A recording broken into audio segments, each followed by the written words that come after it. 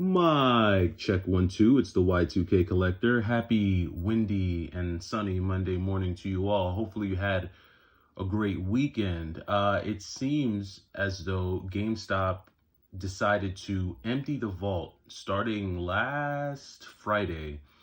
And I posted some photos just with some of the stuff that I was seeing on their website. And it was a little shocking just to see not just the types of games, but like the consoles that were available. I was seeing Game Boy Advance SPs on their website. I was seeing games for the Sega Saturn, and not lame games like Shining in the Holy Ark, Nights into Dreams. For the Sega Saturn. When it comes to the PlayStation 2, just a number of games that I don't think I've ever seen on the site, including Guitar Man and Def Jam Fight for New York, and just certain RPGs. There were a ton of PlayStation 1 games that I never see, like, Xenogears and well, I have seen Resident Evil 3, but, games like Creatures, and then with the Dreamcast, there were Dreamcast games on there, Jet Grind Radio and Berserk, and I mean, just, they really emptied the vault. Especially, I feel like they really emptied it for Gen 6 stuff. So PlayStation 2, GameCube, Xbox, Dreamcast. I mean, there was just so much Gen 6 stuff on their website. And it was crazy.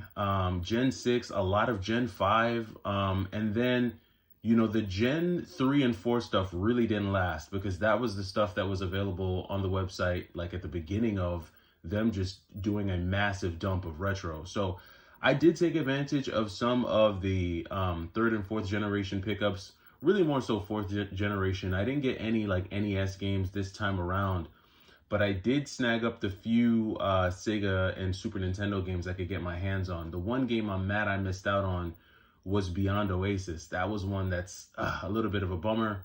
But I'll show you 4 of the games that I did snag up from the website. The first being this clean copy of The Adventures of Batman and Robin. Very clean label. I do have a copy that's complete in box, but I think my cartridge is like damaged. There's definitely some label damage. So I've been looking for a cartridge upgrade. One that's clean, doesn't have any tears or anything, and this definitely fits the bill. So not bad. Batman and Robin is one of those games on the Sega that when it's complete, like being complete, it like quadruples in price. But the loose cart is actually not that expensive. It's like $20, $25 for the loose cart of Batman and Robin. And this is actually a very fun beat 'em up on the Sega Genesis with surprisingly good graphics and decent music, in my opinion. So this one was a very cool pickup. Was glad to be able to get my hands on this one. Then they did have this copy of Super Metroid on the Super Nintendo.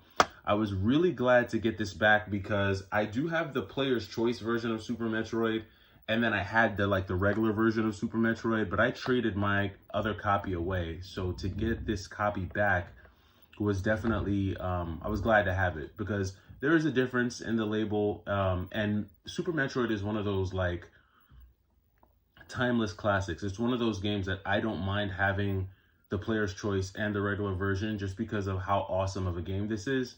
Not many games in my collection am I willing to do that with, but Metroid is. And this is one game that I would love to be able to get complete in box one day. The price for the loose carts of these have really gone up over time. I remember when I found a copy of Super Metroid for like $30 or something, or $35, and just, this is one of those games that while other games have started to go down in price, Super Metroid just continues to increase in price for whatever reason. And I think now it's averaging like between $70 and $80. I've even seen loose carts go for like $90. It's kind of crazy. I don't think it's worth that much. It's reasonably, I mean, a $59 game, maybe $55 to $59. It's a very good game. Obviously, there's a ton of ways you could play it. It is available on the Switch online service. So if you don't want to get a physical version, you can just play it on the Switch. That's always an option for you. You don't have to do the online. Sorry, you don't have to get the physical cart. There's obviously the Super Nintendo Mini as well. And then, of course, there's emulation. You can always emulate everything I'm showing you for free. But if you are a physical avid fan, this is definitely one that I'm glad to have. Then here's one that I was really just blown away to find. I had never seen or even like knew this game was around, to be honest with you, until I got on the site and I saw that this is Brain Lord, which is a very, very interesting top-down like action RPG game. This is one of the few like top-down slash isometric games that not only can you attack, but you can actually jump in this game, which I thought was pretty cool. And then just with all the different weapons and just, side like assistant, like NPC characters that you get along with this one. This is a very interesting game. Brain Lord, I had never heard of it, but I am really stoked to actually have been able to pick this one up on their website. And like just really, really clean label, man. Like these labels are just like in really good shape. And I opened this one because the label was so clean. I was like, this has to be fake. But no, I opened it up and it's complete. And that's the thing with some of these like retro games. When GameStop opens their vault, I have to believe that these are games that have just been sitting on a shelf somewhere for years. When you order games from GameStop's website, they can come from one of two places. They can either come from a fulfillment center or they can come from a store. Usually when they come from the fulfillment center, it'll be from like Grapevine, Texas. That's what I've seen. And then obviously the store will just have like the store address or whatever the case may be. I've seen that. I don't know if there's any other place that they ship from. If there are any GameStop employees or ex-employees that have more insight, you guys can let me know. But what I've noticed is that a lot of times when the stuff is coming from the warehouse, a lot of it is in good condition. The stuff that comes from the stores is typically a little bit more rugged, has more wear and tear, because those are typically just like trade-ins that came in off the street. And if the person trading it in didn't really care for it too well, it's going to be reflected in the condition. But this is a pretty good, almost all of these are in great condition. I mean, same thing with Batman. I mean, the label is just impeccable, like condition upgrade for sure. So was glad on that. And then the last game is a game that I'm kind of surprised I don't have in the collection already, but Donkey Kong Country 3. This one does have a little bit of a snag on it, which is kind of a bummer, but it is what it is. Donkey Kong Country 3. Dixie Kong Double Trouble. Now, this is one that I do see on GameStop's website from time to time, and I've always been hesitant to pull the trigger, but I never did until this past weekend. So actually added this one to the collection. And I mean, not for nothing, just some solid Gen 4 stuff. These are solid retro pickups on their website. And most of these were, I mean, without any promotions, discounts, or coupons.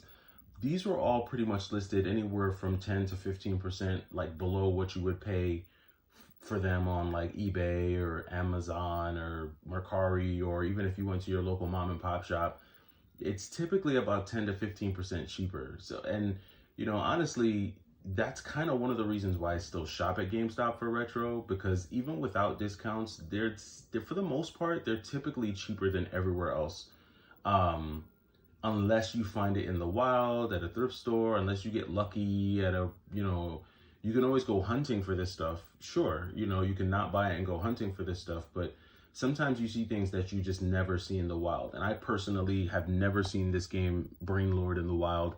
I rarely see these two in the wild, if ever. I might see Donkey Kong Country 3 every so often, but I just don't see, some of these too often.